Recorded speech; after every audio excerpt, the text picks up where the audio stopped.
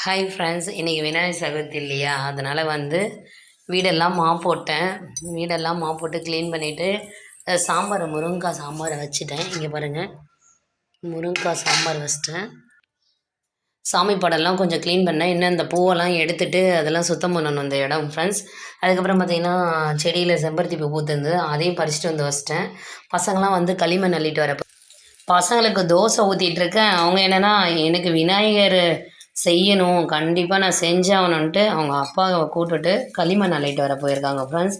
தோசை ஊற்றிட்டுருக்கேன். தோசை ஊற்றி ஆறுது, உடனே வந்துடுங்கன்னு சொல்லி அனுப்பிச்சிருக்கேன். வண்டி தான் எடுத்துகிட்டு போயிருக்காங்க. எங்கள் பக்கத்தில் தான் இருக்குது, ஏரியில் நிறைய களிமண் இருக்கு இல்லையா, அங்கே அள்ளிட்டு வருவாங்க. இல்லைனா இன்னொரு இடத்துல இருக்குதுன்னு சொல்லிட்டு அங்கே போய் பார்த்துட்டு வரலான்னு போயிருக்காங்க. தோசை ஊற்றிட்டேன், ஆறுது தான். சரி, நம்ம ஊற்றி வச்சிட்டா நம்ம வேலை முடியுமேன்ட்டு ஊற்றிட்டுருக்காங்க ஃப்ரெண்ட்ஸ். அதுக்கப்புறம் இதெல்லாம் என்னென்னு பார்த்தீங்கன்னா, பூஜைக்கு தேவையானதான் தேங்காய், வெல்லம், வாழைப்பழம், ஆப்பிள் எல்லாம்